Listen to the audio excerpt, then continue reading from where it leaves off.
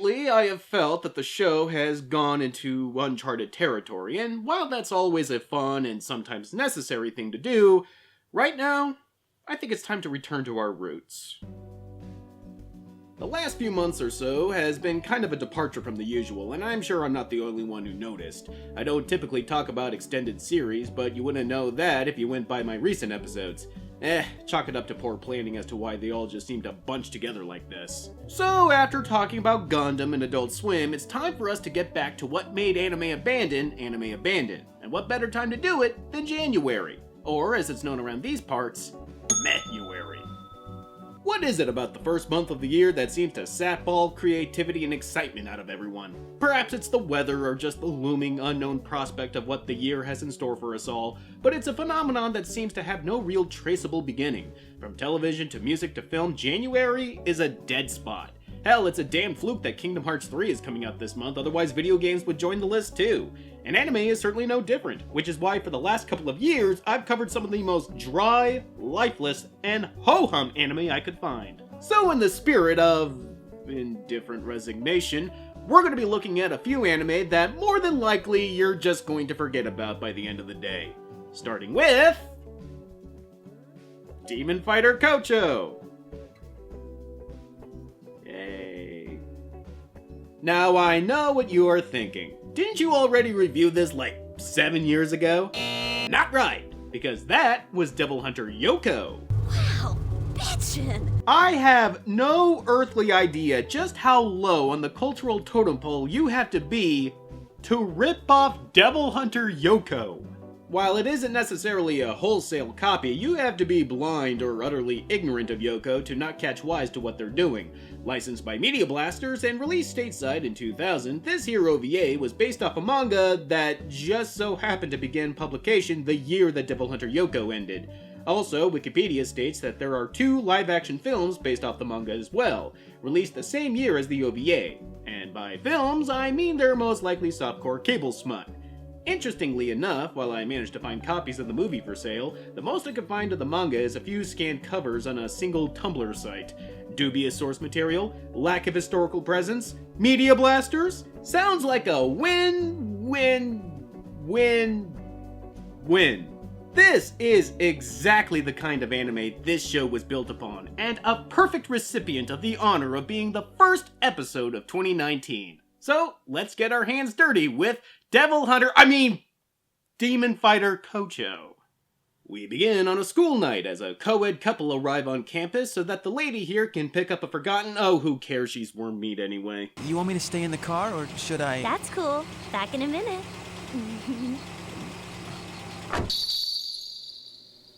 It's like the opening credits want to be the credits for Ghost in the Shell. Well, anime, you're not the only one. And right on cue, our forever nameless college lass is attacked by spoopy ghosts, and her doormat of a boyfriend turns into a crappy After Effects transition, or a vaporwave album on Bandcamp. But it seems my job as curator has already been fulfilled by our hapless narrator. Oh, hey there. My name is Kosako Urano, and I'm just an ordinary guy.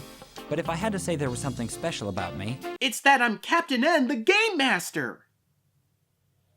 This couldn't have been a coincidence. This girl is Miss Kocho Ino. She's come to Japan all the way from Taiwan to study astrology.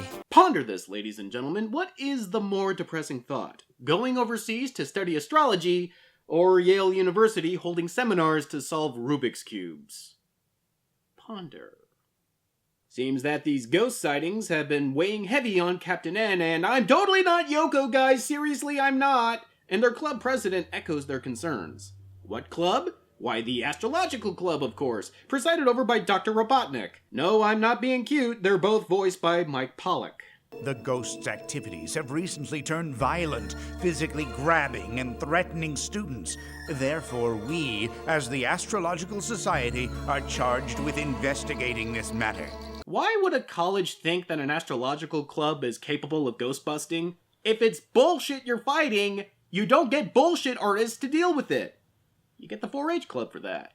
So after Noko's sister bungles into the scene to annoy everyone and call it comedy, the club gathers to find out just exactly how haunted this college is. And to justify the student resource department's wages. If what I say is true, show me how this power flows through the shape of the dragon. Is this supposed to be a ceremony to summon spirits? Or Gene Simmons? Heh, that classless little twerp doesn't deserve such a tasty offering. I mean, you don't see me kissing and telling about all the thousands of trysts I've had like he does. You literally just did. Heh, well, you do know what they say. Loose lips do more than sink ships. Not sure that works if you're a man. They can't all be zingers, Sage. I can't. Professor! Rano! Jumping Titty Movie! Yes, and bouncy, bouncy, bouncy! You have taught me so much, Professor! I can't wait to show Princess Lana what I've learned.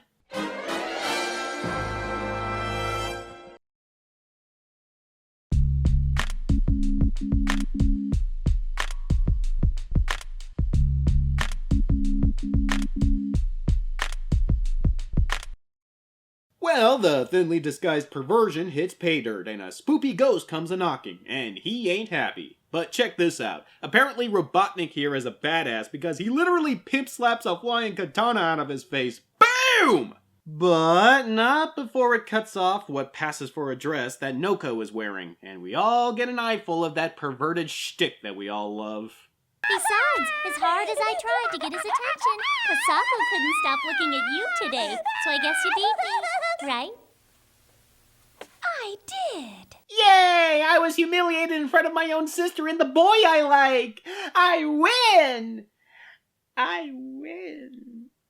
So that whole exercise seemed pointless, but lo and behold, the ghost dropped a family crest and the club investigates it and learns about a royal family and their doomed fate. And there was a marriage between Seihime, the Miyasu family's second daughter, and Kiyomaru. However, Kiyomaru had already had a fiancée, Riku. That's sad. Kiyomaru, who loved Riku, Okay, is her name Riku or Riko? Because there is a world of difference between the two. Alright, bottom line is that because an arranged marriage between high-class families didn't happen, it caused an entire kingdom to be destroyed, with the servants committing seppuku, and apparently said kingdom existed where the college is now. Wait a minute, isn't that where... Kiyomaru's servants performed harakiri exactly 400 years ago today. You don't say. What a complicated plot twist. I hope everyone can keep up. Breaking the fourth wall to make a dumb joke about how your dirt simple plot might be too hard for your audience to follow? That's a paddling. I'm sure by now you've begun noticing that the animation here is dog-ass ugly. From obvious cut corners and digital tricks, the OVA barely makes an attempt to hide the seams of what they're doing. But beyond the jarring transitions between traditional cell painting and digital coloring, it's also amazingly incompetent and lazy, like here when Captain N is placing a charm around the school after the group split up to go ghost busting.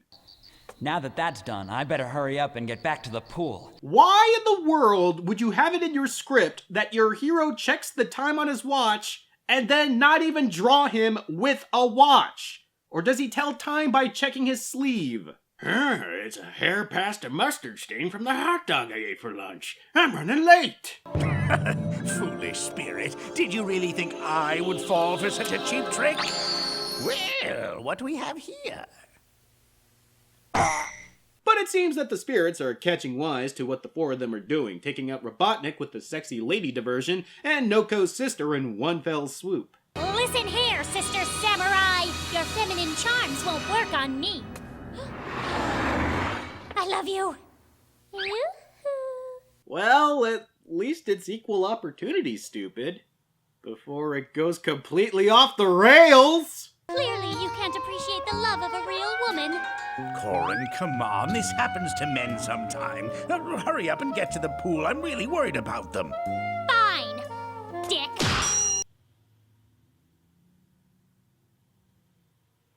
I have many questions. If this spirit is able to seduce anyone by changing their appearance, why would they give themselves a tiny cashew-sized donger? I mean, motion of the ocean and not the size of the boat and everything, but err on the side of caution and give yourself a couple of inches. Unless he did, and she's just a massive size queen, and oh my god, I've been spending too much time with Suave! Either way, it's a good thing she managed to thwart, for lack of a better term, the teeny-weeny poltergeist because her sister Noko is in trouble. And I don't mean because of the hilariously revealing outfit that she apparently decided was perfect for ghost busting. Congratulations, Noko, you look like if the Pillsbury Doughboy were a stripper. Nah, she's in trouble because a spirit has possessed Captain N, and he sicked his 2 undead guards on her. I'd love to stay and chat, but I've got other plans for this body. Alright, good take. But, you think we can, try that again? This time, more like this. I'd love to stay and chat, but I've got other...